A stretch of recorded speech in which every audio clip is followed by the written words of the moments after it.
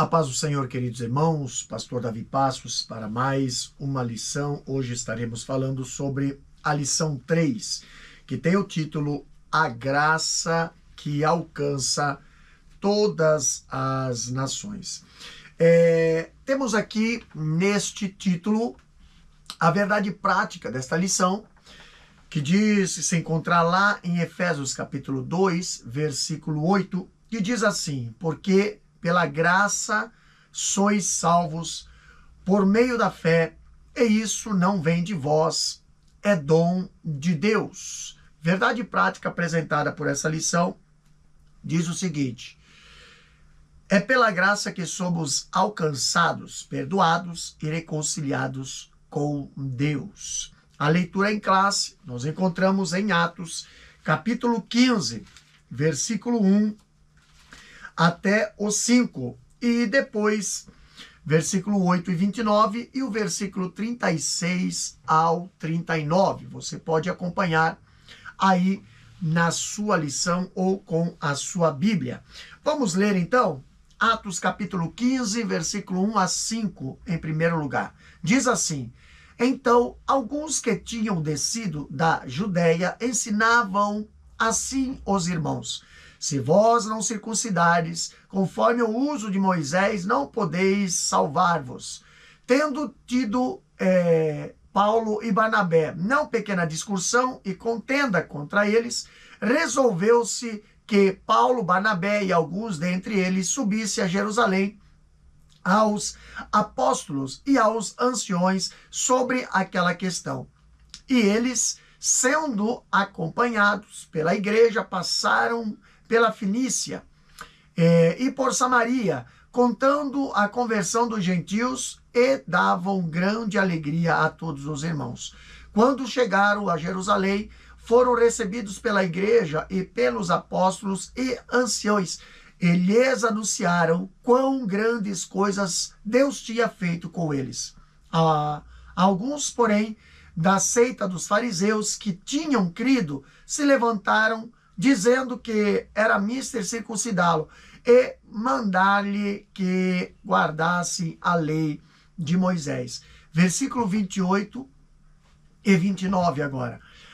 Na verdade, pareceu bem ao Espírito Santo e a nós não vos impor mais encargo algum, senão estas coisas necessárias: que vos abstenhais das coisas sacrificadas aos ídolos, e do sangue, e da carne sufocada, e da fornicação.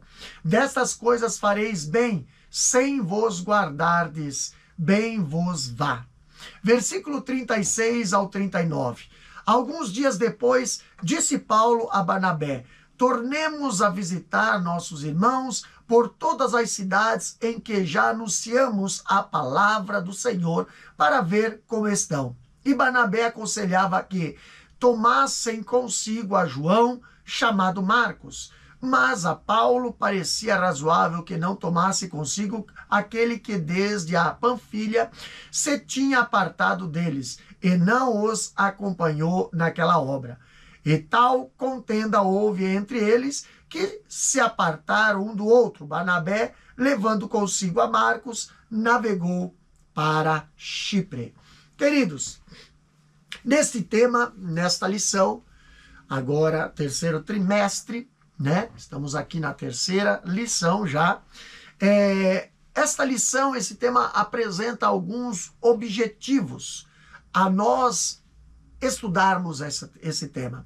Primeiro objetivo é analisar com aqui os irmãos e com a palavra como a graça sustenta a unidade da igreja, ali em Atos capítulo 15, versículo em diante. Tá? Segundo ponto é examinar biblicamente a salvação pela graça como oferta universal, em Cristo. E o terceiro objetivo é incentivar a busca constante do trono da graça. Então temos aí a introdução desta lição. Os irmãos podem estar aí nos acompanhando. A introdução desta lição, vamos ler. A expansão do evangelho entre os gentios trouxe grande alegria à igreja, mas também revelou um dos primeiros desafios doutrinários do cristianismo. Com o retorno de Paulo e Barnabé de Antioquia, ou a Antioquia da Síria, após a evangelização da Ásia Menor, surgiu controvérsia que ameaçava a unidade da fé. A salvação estaria condicionada à observância da lei de Moisés. Cristãos oriundos do farisaísmo passaram a exigir a circuncisão dos gentios convertidos, provocando um debate decisivo sobre a natureza da graça. Diante desta crise, a igreja buscou discernimento espiritual e fidelidade às escrituras, culminando numa decisão importante no Concílio de Jerusalém, que mostrou que a graça de Deus alcança todas as nações. Então, temos aqui esta introdução, né? Que à medida que cada vez mais crentes e circuncisos entravam na igreja, os temores, né, dos cristãos judaizantes aumentavam, né, ali, porque o reino, rejeitado pela maioria dos judeus, estava sendo provado ou provoado, né, rapidamente pelos convertidos entre os gentios. Isso parecia contrário às promessas e alianças especiais do Antigo Testamento. E os judaizantes começaram ali agora a fazer campanha, né, a favor da circuncisão de todos os gentios convertidos para ali que pudesse pertencer à Assembleia de Israel. E por outro lado, vemos ali Paulo e Barnabé, eles tinham sido favorecidos por revelações de Deus na sua convicção em uma nova época em que a igreja era universal e espiritual e de forma nenhuma poderia sujeitar-se às exigências legalistas do judaísmo. Os homens da Judéia, eles estavam ensinando em Antioquia da Síria que a circuncisão era necessária para a salvação. E ali a tensão resultante foi aguda. Nós vemos que os líderes concluíram que era necessário agir ali rapidamente a fim de evitar uma divisão que separaria a igreja em dois ramos, um judaico e o outro gentílico. A comunidade de Antioquia decidiu enviar Paulo, Barnabé e outros, né, como Tito, né, um grego não circuncidado, para consultar os apóstolos e anciões em Jerusalém. E na sua viagem a Jerusalém, uma viagem de aproximadamente 480 quilômetros, tá? Paulo e Barnabé visitaram diversas congregações. Então, ali nós vemos Atos capítulo 15, versículo 2, né? Que a Bíblia diz: e tendo tido Paulo e Barnabé não pequena discussão e contenda contra eles. Aqui nós vemos que, de modo nenhum, os apóstolos concordaram com tal ensinamento, tá? Apresentando-lhe, ou apresentaram-lhe, e publicamente ali a rebateram. Eles defenderam que a salvação é pela graça, mediante a fé, sem as obras da lei. Então, Gálatas capítulo 2, versículo 16 diz: sabendo que o homem não é justificado pelas obras da lei, mas pela fé em Jesus Cristo. Então, se nós olharmos a igreja da Fenícia, ela tinha sido fundada por crentes que tinham fugido de Jerusalém. Atos capítulo 11, versículo 19. Samaria também tinha sido evangelizado por Felipe. Atos capítulo 8, versículo 5. E em vez de ficarem alarmando com as notícias da conversão dos gentios, esses crentes expressaram grande alegria. Agora, os crentes espirituais que não são desencaminhados por sentimentos sectários, sempre se alegram ao saber de conversões, como fala Filipenses capítulo 1, versículo 15 ao 18. Vamos ler o primeiro tópico. O primeiro tópico da lição nos traz o seguinte título: quando a graça preserva a unidade da igreja. Primeiro ponto diz: o Concílio de Jerusalém. Realizado entre 48 e 50 depois de Cristo, o concílio reuniu apóstolos, presbíteros e a igreja para tratar da controvérsia levantada pelos judaizantes que defendiam a circuncisão como requisito para a salvação. Contudo, tal exigência contrariava o ensino bíblico, pois a circuncisão nunca foi meio de justificação. Sob a liderança de Tiago e a direção do Espírito Santo, a igreja reconheceu que a salvação alcança todas as nações pela graça. Olha só, meus queridos. O Concílio de Jerusalém é registrado aqui em Atos capítulo 15, representa um dos momentos mais importantes da igreja primitiva.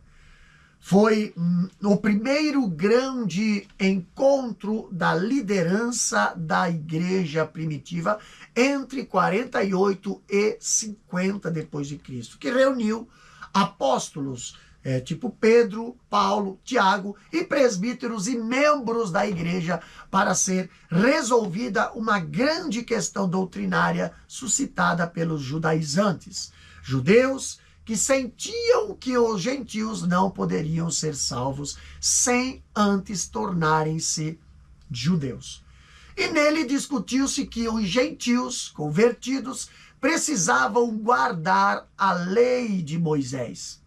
A composição exata desse concílio não é conhecida, porém, outros apóstolos, além de Pedro, Paulo e Tiago, devem ter sido convocados e devem ter estado presente. Aqui nós vemos que as pessoas mais interessadas nessa questão são os apóstolos presentes em Jerusalém, os anciões da igreja e a delação de Antioquia, mas o versículo 12 e 22 indica que esse debate ocorreu na presença de toda a igreja.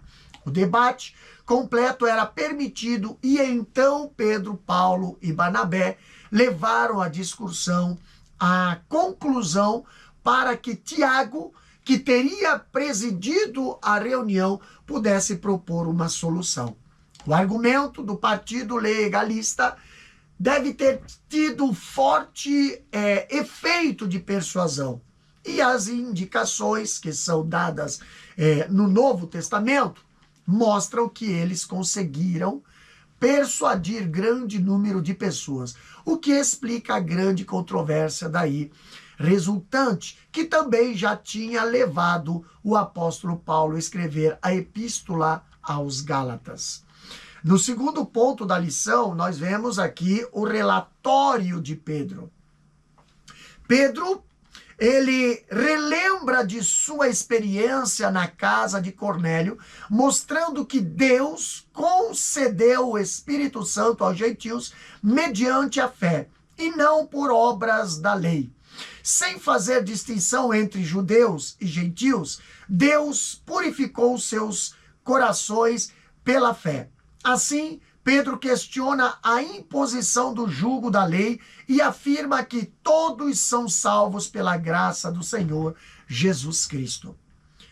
Pedro toma a palavra após grande discussão aqui, como defesa da graça, recordando o que Deus já havia feito entre os gentios e através do seu ministério, especialmente no caso de Cornélio, como fala em Atos capítulo 10. Ele testemunhou que o Espírito Santo desceu sobre eles antes mesmo do batismo em águas, provocando que a aceitação divina não depende de observância ritual. O seu discurso é dividido em 4 partes principais. Terceiro, aqui nós temos a escolha divina e o testemunho do Espírito Santo. Vamos lá? Nós temos aqui versículo 7 e versículo 8. Ele lembra que Deus foi, né? Ele lembra que Deus foi quem o escolheu para pregar aos gentios. E o próprio Espírito Santo confirmou a aceitação divina deles, sem distinção entre judeus e gentios, como fala, né, a Bíblia, né? Deus me elegeu dentre vós para que os gentios ouvissem da minha boca a palavra do evangelho e crescem, tá? Nessa primeira parte, aprendemos que é Deus quem chama e salva, não as tradições humanas. A salvação é uma ação soberana do Espírito Santo, tá? Agora nós vemos aqui a purificação dos corações pela fé, a partir do versículo 9. Ali diz, e não fez diferença alguma entre eles e nós, purificando o seu coração pela fé. Pedro eleva o debate ao nível espiritual, deixando claro que o problema não é externo, mas interno. Pedro destaca que a fé e não a lei é o meio pelo qual Deus purifica o coração. A circuncisão da carne nada vale, o que importa é a circuncisão do coração, operada pelo Espírito, como diz Romanos capítulo 2, versículo 29. E dessa forma, Pedro reafirma a obra regeneradora da graça, tá? Deus purifica o interior, transformando o pecador em nova criatura. Ele testemunhou como Deus concedeu o Espírito Santo aos gentios, assim como aos judeus. E na segunda parte, vemos que a verdadeira santidade nasce da fé em Cristo e não de ritos ou práticas externas. Em terceiro ponto, aqui nós temos a advertência contra o jugo da lei. Aqui Pedro, ele denuncia a tentativa de impor aos gentios o fardo da lei mosaica, algo que nem os próprios judeus conseguiram carregar plenamente. Quando a Bíblia fala, né? Agora, pois, por que tentais a Deus, pondo sobre a cerviz dos discípulos um jugo que nem nossos pais puderam suportar? Então aqui nós vemos o discurso de Pedro demonstra que a fé em Cristo é suficiente para a purificação do coração, rejeitando o jugo da lei para os gentios. E ao chamar a lei de jugo, Pedro denuncia o perigo do legalismo e exalta a liberdade cristã. Aqui nós vemos algo interessante. A palavra de Deus, a liberdade que Cristo concede, não é a libertinagem, mas é libertação do poder, da culpa e do medo para servir a Deus em amor e obediência, como fala em Gálatas capítulo 5, versículo 1. E nessa terceira parte, observamos que a religião legalista é um peso que o homem não pode suportar. Então, Cristo ele veio para libertar-nos desse jugo, como fala Mateus capítulo 11, versículo 28 a 30. Agora, a conclusão, né? Temos aqui a conclusão. Aqui diz o seguinte: o relatório de Paulo e Barnabé. No livro, terceiro ponto. Em seguida, Paulo e Barnabé relatam como Deus confirmou a missão gentílica por meio de sinais e prodígios. Milagres como a cegueira do mágico cipriota e a cura em Listra e o livramento de Paulo testemunha a aprovação divina. Além disso, destacam que os gentios foram salvos pela graça sem a exigência da lei. O discurso de Tiago ainda, antes de eu falar a conclusão, o discurso de Tiago, aqui a lição fala: Tiago, justo irmão do Senhor e líder respeitado da igreja, preside o concílio com discernimento espiritual. Após ouvir os testemunhos, reconhece que Deus visitou os gentios para formar dentre eles um povo para o seu nome. Fundamenta sua proposta nas Escrituras citando Amós, mostrando que a inclusão dos gentios já fazia parte do plano redentor. Assim afirma que a missão gentílica não contradiz a revelação, mas a cumpre. O concílio decide não impor a lei mosaica dos gentios, recomendando apenas a abstinência de práticas que comprometeriam a comunhão, tipo idolatria, imoralidade sexual e carne sufocada e sangue. Tá? A decisão é comunicada por carta às igrejas gentílicas, enviada com Paulo, Barnabé, Judas e Silas, afirmando a direção do Espírito Santo e trazendo consolo e unidade. Após isso, surge a divergência entre Paulo e Barnabé quanto a João Marcos, resultando na separação dos dois líderes. Ainda assim, a obra missionária prossegue e Marcos é posteriormente restaurado. A decisão do concílio revelou que a graça que persevera, que preserva a unidade da igreja é a mesma que Deus oferece como dom de salvação a todos, sem distinção. Tá? Sem distinção. Então nós temos aqui, né, a conclusão pela graça, tá? Ali diz, mas cremos que seremos salvos pela graça no Senhor Jesus Cristo, como eles também. Então essa frase final de Pedro resume toda a teologia paulina e o coração do evangelho, tá? A graça é a iniciativa de Deus, o meio de salvação e a base da comunhão entre crentes de todas as origens. Então fica claro aqui para nós, nessa quarta e última parte do seu discurso, que a graça é o fundamento da comunhão cristã e da missão da igreja, tá?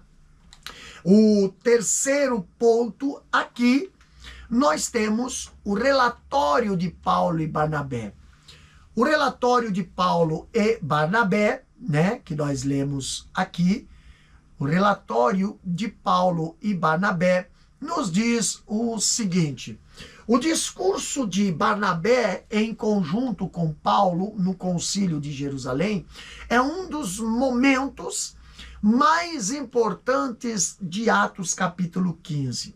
Embora o texto de Atos 15, versículo 12, não traga as palavras exatas de Barnabé, ele registra: então toda a multidão se calou e escutava Barnabé e a Paulo, que contava com grandes sinais e prodígios Deus havia feito por meio deles entre os gentios, confirmando o evangelho da graça. O silêncio foi o reconhecimento coletivo de que ninguém pode argumentar contra o Deus, o que Deus faz, tá? O testemunho de Barnabé não foi teórico, mas experimental. Eles narraram os sinais e prodígios que acompanharam a pregação entre os gentios, como fala Atos capítulo 14, versículo 3, e Atos 14, 3, e versículo 8 ao 10. Então, Barnabé demonstra que o ministério missionário é evidenciado pelos frutos do Espírito. O próprio Deus encarregou-se de validar o ministério dos apóstolos com sinais, demonstrando que a nova aliança rompe as fronteiras do judaísmo, aprovando a inclusão dos gentios. O caráter conciliador e espiritual de Barnabé tornou uma voz equilibrada no concílio, tá? Um elo equilibrado entre judeus e gentios. Esse testemunho teve um peso enorme na decisão final ali do concílio. Barnabé representa o missionário, né, que testemunha com simplicidade o que Deus faz, e o seu discurso silencioso, porém poderoso, selou a vitória da graça sobre o legalismo. Barnabé sempre se destacou pela capacidade de unir pessoas e promover reconciliação. Ele intercedeu por Paulo quando ninguém confiava nele. Atos capítulo 9, versículo 27. E trabalhou em harmonia com a igreja de Jerusalém e Antioquia. Atos capítulo 11, versículo 22 ao 26. No concílio, foi ponte de entendimento entre judeus e gentios. Ele representa o cristão cheio de graça, fé e equilíbrio, capaz de unir a igreja pela verdade e pelo amor. A igreja de hoje deve, assim como Barnabé, testemunhar com humildade, dar glória a Deus e anunciar o evangelho sem barreiras. Embora Lucas apresente Paulo e Barnabé falando juntos, lá no versículo 12, o testemunho paulino, ele confirma que nas suas próprias epístolas foi central para afirmar a liberdade cristã e a salvação pela graça, não pela lei. Tá? Então, agora temos aqui a apresentação do evangelho. A apresentação do evangelho, aqui diz o Gálatas capítulo 2, versículo 2, expus o evangelho que prego entre os gentios. Olha só que interessante. Paulo apresenta o mesmo evangelho que pregava fora de Jerusalém. E Cristo crucificado e ressurreto como o único meio de salvação. E ele mostra que os gentios estavam sendo transformados, né, sem a prática judaica, né, provocando ali que povoando ali, né, ou provando que a graça é suficiente. Olha só que interessante quando nós olhamos para a palavra do Senhor, tá? Vamos lá? No segundo tópico diz o seguinte, no segundo tópico fala, o que é a graça de Deus? O que é a graça de Deus? Vamos lá? A lição diz o seguinte, o tópico fala, né, um presente de salvação para todos, e o primeiro ponto que é a graça de Deus. Vamos ler na lição? A palavra grega charis, né, significa favor, bondade e dom imerecido. No Novo Testamento, a graça descreve a iniciativa soberana de Deus em salvar o ser humano, não por obras ou méritos, mas por amor e misericórdia. E diante do drama universal do pecado que separou toda a humanidade de Deus, a graça se apresenta como o único meio de reconciliação. A lei revela o pecado, mas não salva. Somente a graça concede vida, pois onde abundou o pecado, superabundou a graça. Aqui nós vemos algo interessante. Quando falamos aqui sobre a graça, a apresentação aqui do evangelho da graça, tá? Gálatas capítulo 2, versículo 2, nós vemos que Paulo apresenta o mesmo evangelho que prega fora de Jerusalém, tá? Cristo crucificado e ressurreto como o único meio de salvação. E ele mostra que os gentios estavam sendo transformados sem as práticas judaicas, provando que a graça é suficiente, tá? No segundo ponto, nós vemos aqui o título Jesus Cristo como a manifestação da graça. A lição diz, a graça alcança sua plena expressão na pessoa e na obra de Jesus Cristo. Por amor, ele se fez pobre para os enriquecer espiritualmente. Em Cristo, a graça não apenas perdoa, mas justifica e transforma, conduzindo o crente a uma vida santa e piedosa. Sua morte substitutiva e ressurreição garantem redenção, perdão e nova vida àqueles que creem. Aqui vemos a rejeição do legalismo. Gálatas 2 e 3 fala: mas nem ainda Tito, que estava comigo, sendo grego, foi obrigado a circuncidar-se. Paulo ele mostra que o legalismo é um retrocesso espiritual. Voltar à lei é negar a suficiência da cruz. Seria negar o sacrifício de Cristo. Após aqui, o apóstolo Paulo, ele apresenta a experiência missionária e reafirma que os gentios não precisam cumprir a lei para serem salvos. Atos capítulo 15, versículo 12 e Gálatas 2, 1 a 10. O discurso aqui de Paulo confirma a suficiência da cruz e da graça, reforçando que a verdadeira autoridade vem do chamado divino. Então, por essa razão, ele defendeu a liberdade do evangelho com firmeza e coragem, mesmo diante de líderes influentes. Tá? Gálatas capítulo 2, versículos 4 e 5. A liberdade cristã, porém, não é rebeldia, mas vida guiada pelo Espírito e sustentada pela graça, como fala Gálatas 5, 1 a 13. Tá? A graça liberta o crente da escravidão religiosa e chama-o à liberdade do Espírito. Então temos aqui, né, o reconhecimento apostólico. Terceiro ponto aqui do segundo tópico fala: a graça é para todos os povos, sem exceção.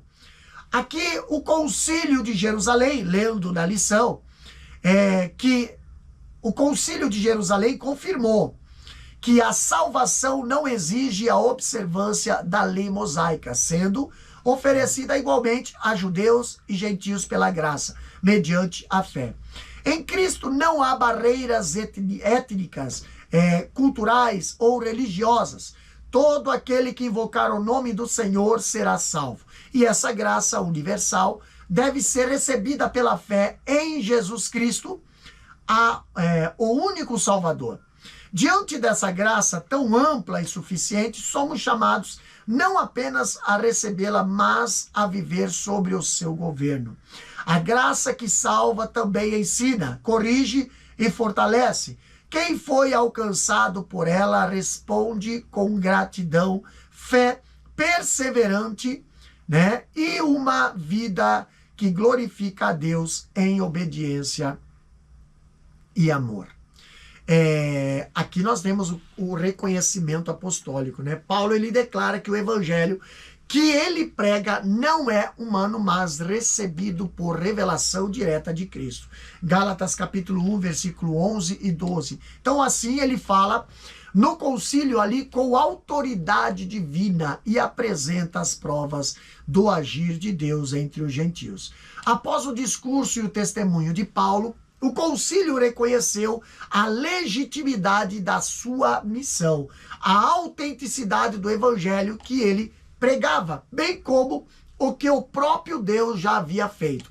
Pedro, Tiago e João reconheceram que Paulo havia recebido de Deus o ministério entre os gentios. O versículo começa com os líderes da igreja. Tiago, Pedro e João reconhecendo a autoridade e a graça que Deus concedeu a Paulo para o ministério entre os não-judeus. Eles estenderam a mão direita a Paulo e Barnabé, um sinal de comunhão e de que todos trabalhavam junto no plano de Deus, selando a unidade do evangelho. Então foi acordado ali que Paulo e Barnabé diligentemente se dedicariam ao trabalho com os gentios, que seriam os não-judeus, né? Enquanto os outros apóstolos ficariam mais concentrados em evangelizar os judeus. Agora, como uma condição para a comunhão, os apóstolos pediram que Paulo e Barnabé lembrassem-se de ajudar os pobres, algo que Paulo comprometeu-se a fazer. O versículo demonstra a unidade da diversidade entre os apóstolos, que reconheceram a missão específica de cada um para propagar o evangelho, reforçando o objetivo de levar a salvação a todos os povos. Assim, o concílio uniu doutrina, experiência e comunhão, mostrando que a igreja pode ser diversa, porém fiel à mesma graça, né? A partir dali, a igreja compreendeu que a salvação não é uma mistura de lei e graça, mas unicamente pela graça de Deus em Cristo Jesus, tá? No terceiro ponto, nós temos, o terceiro tópico, nós temos aqui, crescendo na graça. Agora, primeiro ponto fala como nos aproximar do trono da graça. Aqui a lição diz, crescer na graça e no conhecimento de Cristo pressupõe amadurecimento espiritual contínuo. Assim, o acesso ao trono da graça ocorre com a confiança, não fundamentada em méritos humanos, mas na obra redentora de Cristo, que removeu a barreira do pecado. Além disso, aproximamo-nos com fé viva e reverência, pois sem fé é impossível agradar a Deus. Do mesmo modo, essa aproximação exige humildade e coração quebrantado, que o Senhor jamais despreza. Por isso, o trono é chamado de trono da graça. Trono da graça. Dele procede misericórdia, perdão, socorro e poder espiritual. Olhando para o discurso de Tiago, aqui no capítulo 15, versículo 13 até o 21, o discurso de Tiago é o ponto culminante no concílio de Jerusalém. Atos capítulo 15, versículo 13 ao 21. Ali diz que é o momento de conclusão e síntese das falas de Pedro e Barnabé e Paulo. Ele não contradiz os apóstolos, antes harmoniza a fé, graça e comunhão. A fala de Tiago não divide, une. Ele respeita as raízes judaicas da fé cristã, porém afirma a liberdade dos gentios. Tiago, líder da igreja em Jerusalém, pronuncia um parecer equilibrado, bíblico e conciliador, demonstrando a maturidade da liderança cristã, guiada pelo Espírito Santo, que unifica escritura, né? Doutrina e experiência, encerrando a controvérsia sobre a salvação dos gentios, propondo o equilíbrio entre liberdade dos gentios e responsabilidade moral. Como fala capítulo 15, versículo 13 e 14, ali diz, e havendo-se calado, respondeu Tiago dizendo, irmãos, ouve-me, Simão relatou como primeiramente Deus visitou os gentios para tomar deles um povo para o seu nome. Então, Tiago não, aqui o apóstolo que já havia sido martirizado em Atos 12, 2, mas Tiago aqui, que foi martirizado, né? Tiago era irmão do Senhor Jesus, como diz Mateus 13 e 55. E líder da igreja em Jerusalém, como fala Atos capítulo 12, versículo 17 e Atos 21, versículo 18. Ele era conhecido pela devoção, fidelidade à lei, porém compreendeu que a lei foi cumprida em Cristo. Então a sua sabedoria, equilíbrio e piedade, sendo chamado Tiago o justo, mostra que o conhecimento bíblico verdadeiro conduz à graça e não ao legalismo. Deus, ele usa líderes equilibrados e cheios do Espírito Santo para manter a igreja unida. Então nós temos aqui como nós devemos nos chegar ao trono da graça. Segundo ponto do terceiro tópico. As Escrituras orientam que busquemos a graça em tempo oportuno. Isso significa que o auxílio divino está sempre disponível no momento exato da necessidade. Com efeito, Deus é socorro, bem presente na angústia e jamais se atrasa. Agora, portanto, o trono da graça não é inacessível, nem reservado a poucos, mas permanece aberto a todos os crentes que podem se achegar com confiança hoje e sempre pela fé em Jesus Cristo. Interessante que aqui nós vemos uma chamada de atenção.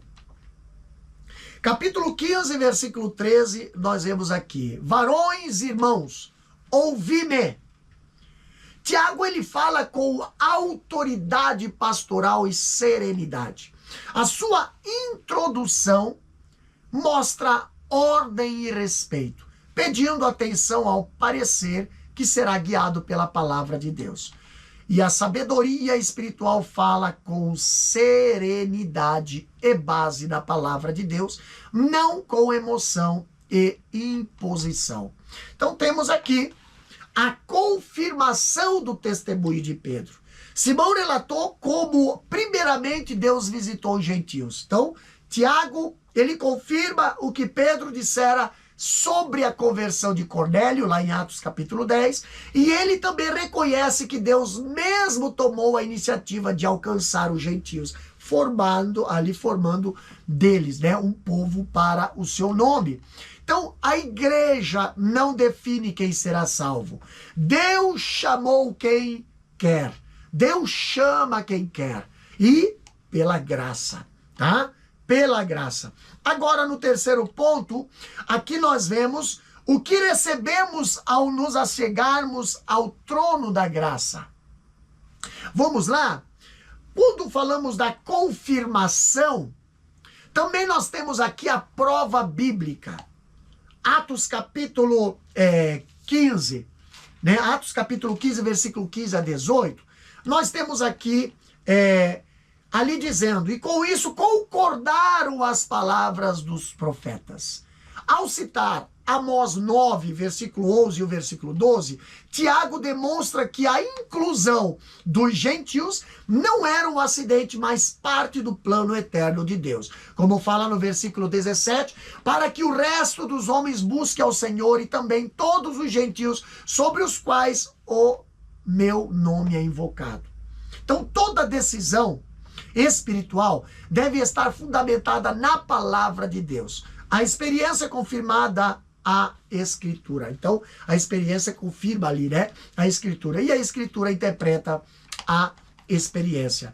Agora, a conclusão prática do discurso, no versículo 19 e 20, nós vemos que pelo que julgo que não se deve perturbar aqueles dentre os gentios que se convertem a Deus, após um grande debate, Tiago propõe uma solução equilibrada e bíblica.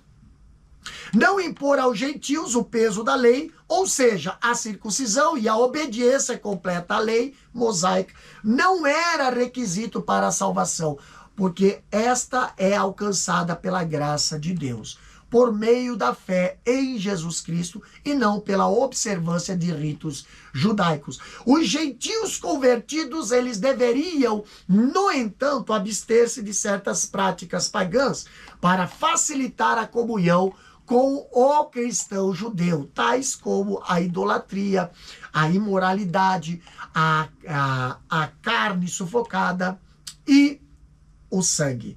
Tá? Então, a justificativa pastoral que nós encontramos no 21, versículo 21, ali diz: porque Moisés, desde os tempos antigos, tem em cada cidade quem o pregue. Tiago mostra sensibilidade para com os judeus. Havia judeus convertidos por toda parte e seria necessário evitar escândalo. Então ele propõe, portanto, um caminho de paz e testemunho sem comprometer a verdade do evangelho, tá? E os resultados? Os resultados, o parecer de Tiago foi aceito por toda a Assembleia, como fala Atos capítulo 15, versículo 22.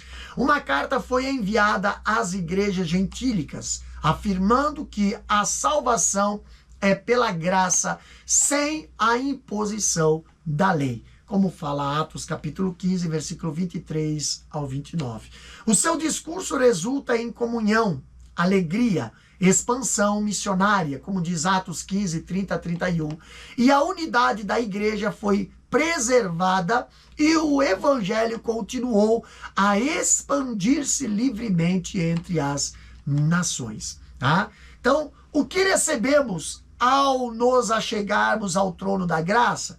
No terceiro ponto do terceiro tópico diz o seguinte: ao nos aproximarmos de Deus, recebemos misericórdia, perdão, fortalecimento espiritual e capacitação para viver segundo a sua vontade.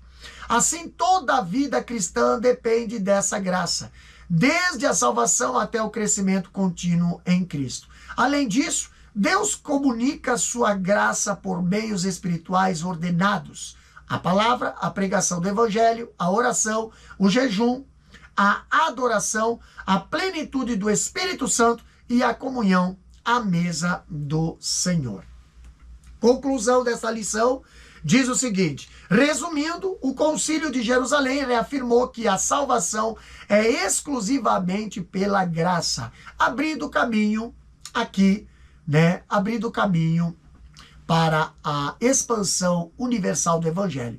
Desse modo, esse marco histórico ensina que a igreja deve enfrentar desafios doutrinários com fidelidade bíblica, humildade pastoral e plena dependência do Espírito Santo, cumprindo sua missão entre todas as nações. Tá? Então, a realização do concílio solidificou a doutrina central de que a salvação é pela fé e graça, e não por obras da lei, e demonstrou um modelo de organização e resolução de conflitos doutrinários através do diálogo e da orientação do Espírito Santo e das Escrituras. A decisão trouxe grande consolo e alegria às comunidades gentias convertidas e permitiu que o evangelho avançasse livremente. E esse concílio marcou a transição da igreja de uma identidade judaica para uma igreja universal, aberta a todas as raças e nações, sem barreiras culturais e rituais judaicos, aceitando gentios como filhos de Deus. Essa reunião entre as duas igrejas de Jerusalém e de Antioquia foi o acontecimento mais importante do primeiro século do cristianismo.